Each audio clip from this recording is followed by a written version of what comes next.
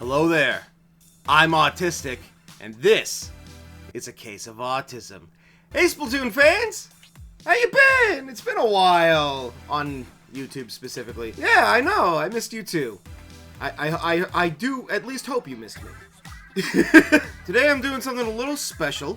I am going to be doing a lightning round sort of thing, I guess.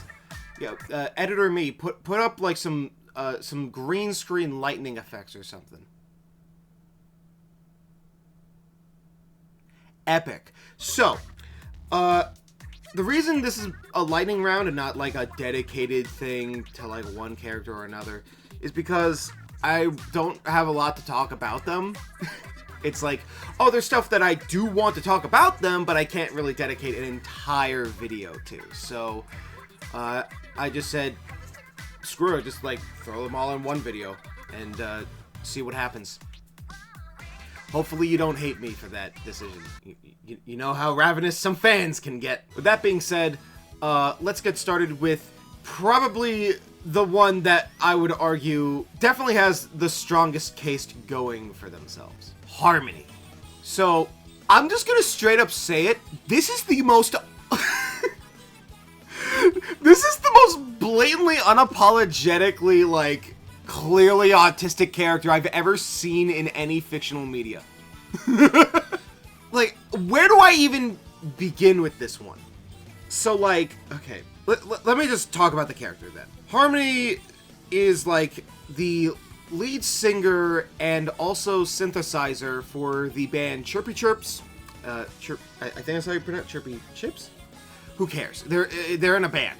And she's technically been around since the first game as, again, like a band member for a song that you hear in some battles. Then we don't really hear anything about her up until Splatoon 3's release, where it's just like, oh yeah, she's just like in the shop now, I guess.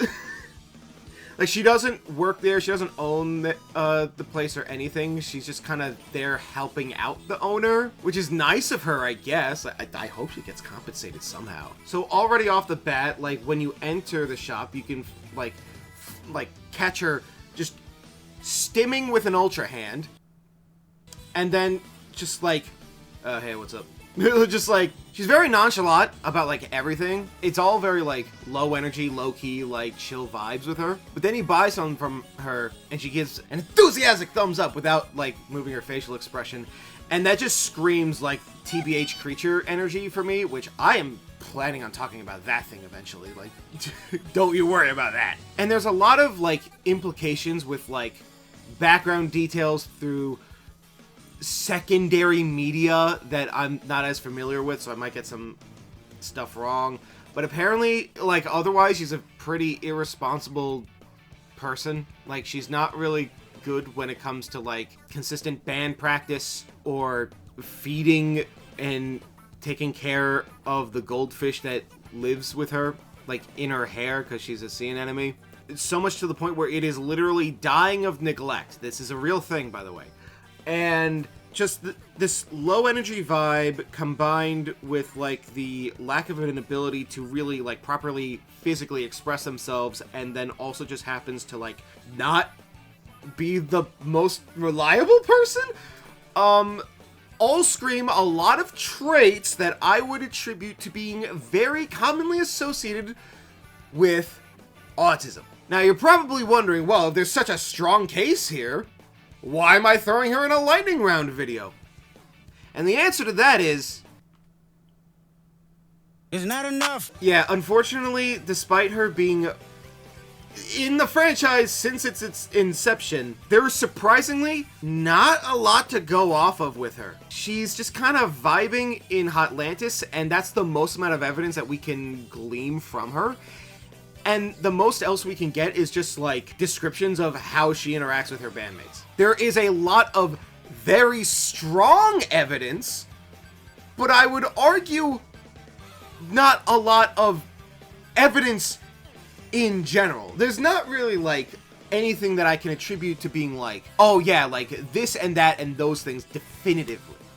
Like, there's just not enough of the character. At least with Marina, her being, like, a pop idol character makes her, like, mainstay enough to where she gets a lot of exposure and dialogue and interactions with other characters, to where I'm able to pinpoint all these little things and make, like, my 3-step structure BS and just, like, have something cohesive to present. I have examples. That's it. Like, that's all that's that's all that they have given me to work with here. There's not anything that I can use for a definitive video on its own. But I will say, what we do have is strong enough of a case that I'm willing to go to bat to say, she's one of us, you leave her alone. You know what I mean? Like, it's just, it's too, like, even though it's not a lot, it's very potent. And I'm just like, I'm all here for it, and I will go to bat for her, like, day in, day out. So, unfortunately, though that is all I have to say about Harmony, I would argue it's strong enough for me to go, yeah, I could see it. Like, I would be surprised if it wasn't. With that being said, next character. Can you take a second out of your day to hear of our Lord and Savior, the weapon description? I used to not mind that stuff back in the day, but now there's so many weapons, I can't be bothered, man. I'd rather it just be, like, an optional thing rather than mandatory every time an update. Like, because here's the thing. It wasn't that big of a deal because in past games, when the game, like, added new weapons, it was, like, 1 or 2 at a time. So it wasn't, like, overwhelming. It was, like, more equivalently, like, spread out throughout its life cycle rather than just, like, every 3 months you just get a massive batch of them. What was I talking about? Yeah, autism. Sorry, I got ADHD too. Sheldon. I have seen a lot of people talk about this character under the context of being very autistic coded. To the point where I believe I even had, like, him as a recommendation at some point. And I have thought about it for a long time. And there is an argument to be made. I will say that, otherwise I wouldn't have brought him up. The fact that he does go so in-depth in detail on every weapon at his disposal. The fact that he is just a big nerd and just, like, gushes about that stuff all the time. You could make an argument just right there, like, oh, that is very autistic behavior right there. Like, who the fuck ever gushes about the things that they like?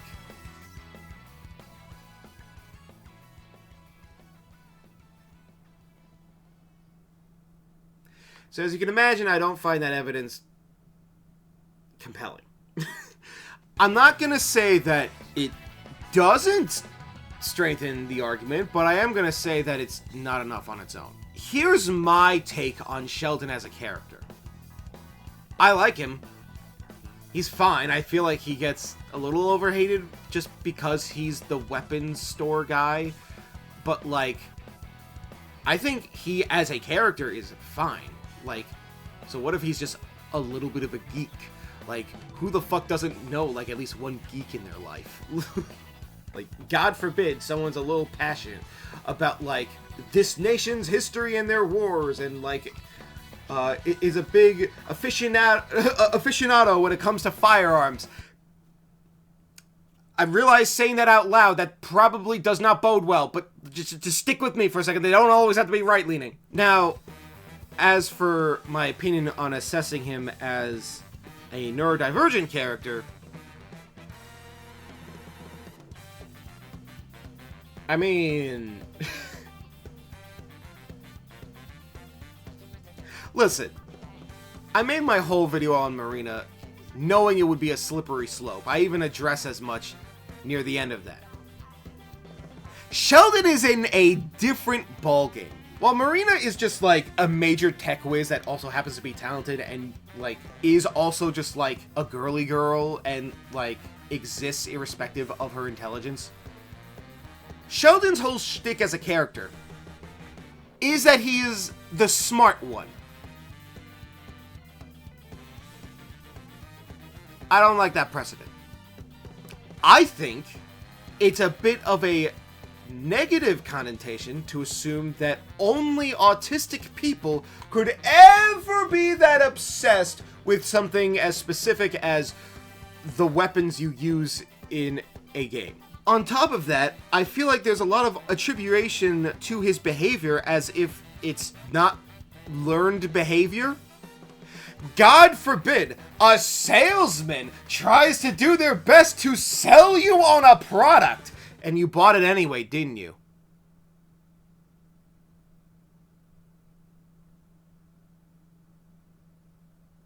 You're not immune to propaganda.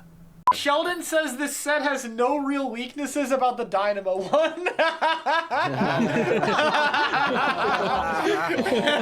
That is an insane Sheldon quote. That is the most propaganda Sheldon I've ever seen. That is straight up propaganda. Bro straight up lying right now. That is actually lying to his customers. Anyway, yeah, the fact that he is like a businessman and is just very savvy with his way of going about doing business and happens to be eloquent with his way of words, I think that's attributing too much to factors that are easily explainable through Occam's razor. Like, the evidence is just right there. He owns a weapon store and is trying to make a sale. You enter his shop, of course he's going to gush to you about the weapons. At least, like, in the Splatoon 2 campaign, when he gives you a new weapon, he just gives you a quick lowdown. He's not selling you on anything because you're not buying it from him yet. He's just giving you, like, a quick TLDR, like, oh, this is how the weapon works. Am I saying that there is 0% chance that he is autistic? No, I am not saying that. Headcanon whatever the fuck you want. But, personally, not a fan of the idea. The only other character I've seen that gets, like, very often attributed to this type of discourse is Mari. Or is it Marie? I don't know anymore, man. I'm losing my fucking mind right now.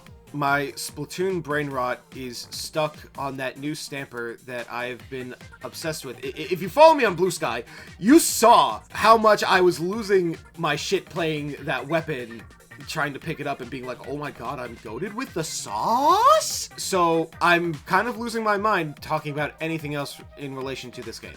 But to the best of my abilities, I'm just gonna call her Mari for the sake of simplicity.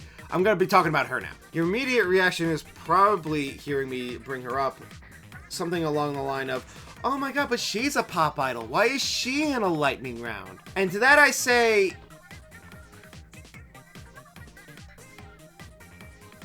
I mean, there's some evidence. It's not really easy for me to, like, attribute a lot of characteristics to her that could be really autistic coded. But to the best of my ability, I'm going to provide, from memory, stuff about her that I can attribute. Keep in mind with these lightning round things, I didn't really take notes because there's, like, so little to talk about with them. Or maybe I'm just really fucking ignorant with Mari that I just, like, cannot do her justice. But to the best of my ability, here I go. Again, she's been in the franchise since, like, the first game, so, like, there is a lot to pull from. The problem being is that in the first game, you didn't really interact with her in solo mode outside of, like, the occasional phone call near the end of the campaign, and a lot of that was just, like, going back and forth with Callie anyway, so there's not much to pull from there. From the actual Splatcast stuff in Splatoon 1, she garnered a big reputation for being the sarcastic comeback queen, constantly snarking at the remarks that Callie always made about whatever stage is in rotation. And she was very funny doing that. Bro, do some stand-up, like, for real, on God. So, you could attribute her quick wit to be that of, like, being able to, like, see, like, the stuff that Callie wasn't able to. It was so popular that the translation team attempted to replicate that with Marina when Splatoon 2 first launched, despite it not being accurate to what she was actually saying, to fans' dismay, and they complained, and they were like, okay, fine, we'll change it back. So that was her in Splatoon 1. In Splatoon 2, like the campaign was more about her just being like, where's my cousin? Please help me find my cousin. And she's just kind of reserved, like gassing you up during your campaign, like filling the role of what Cuttlefish was doing in the first game, essentially. And there's not really much to pull from that either.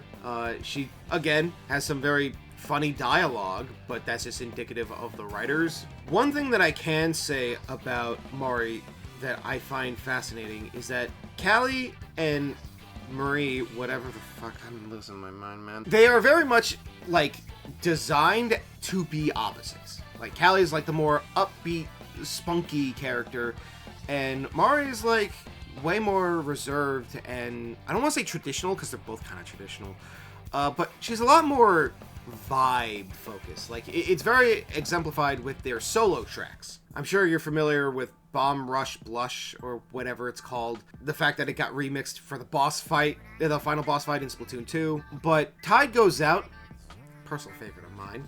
Very biased. I was on her team during the Final Fest. But that song is a lot more, like, slowed down, chill, vibe focused. It was a lot more, like, serene feeling. It was a lot less energetic in general. Now, why do I bring this up? Well, okay, it's been a while since I've had to think about these concepts, so I might get some details wrong, so bear with me. But if I remember correctly, there's, like, primarily when it comes to neurodivergencies, specific neurodivergencies, there's attentive and inattentive, I think? It's been so long, man. Please correct me in the comments if I'm flubbing the details. Like, I'm not gonna claim to be 100% on this stuff right now. But essentially, like, Mari comes off to me as a very inattentive sort of autism, if that makes any sense. So, like, the difference between the two is, like, attentive is like I'm just gonna use these terms for the sake of the argument. If it's like something else, then again, I apologize. But for the sake of this discussion, attentive refers to it's more external, like it's shown in like the energy exude. I think it's most associated with ADHD. It might be exclusively ADHD now that I think about it. But ADHD and autism kind of go hand in hand a lot of the time, so yeah, if you want to make a case for, like, the Squid Sisters in general, you could say one is attentive and one is inattentive, or external or versus internal, whatever. To use Callie as an example, I guess, again, for the sake of this argument, having a lot of the energy in your body moving around really fast, like, you got the zoomies, you know? Like, you talk a lot, you move around a lot, like, ooh, you're going really fast. It's just, like, it's like you're on, like a big sugar rush. Or crack. And then you got Mari, who is a lot more introverted coded. You know, like a lot more reserved, a lot less energetic. Just clearly a lot going on in the head for her to have that wit. So I do feel like that there is, like, an argument to be made that Mari exemplifies those traits specifically. But again, it really doesn't give you a lot to work with. Even looking at, like, Splatoon 3, like, again, what does she do different there than she does in any of the other games? I guess in that sense she acts as, like, a translator for the captain? Which, like, you know, she's an accommodator. I respect that. Otherwise, yeah, it's just, she gives off the vibe and the personality traits of someone with, like, a more internal focused neurodivergency, but there's nothing that explicitly, like, calls out autism, like, to an extreme degree. It's really just more vibe focused, I guess, which is fine. I have nothing wrong with, like, attributing a character off of their vibes. It just, for the sake of making a YouTube video, it doesn't give me anything to work with here.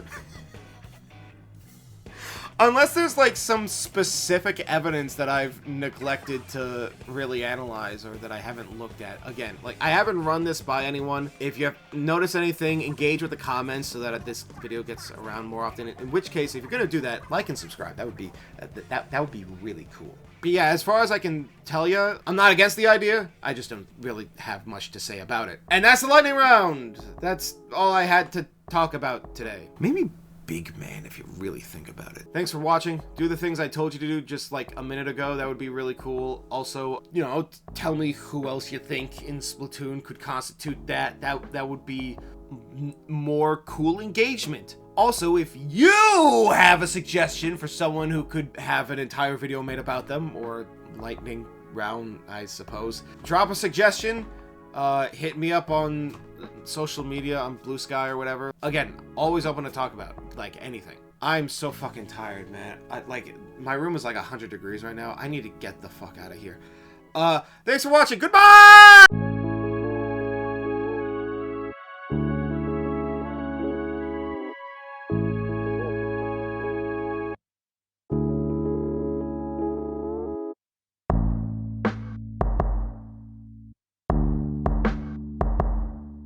Do you have a minute?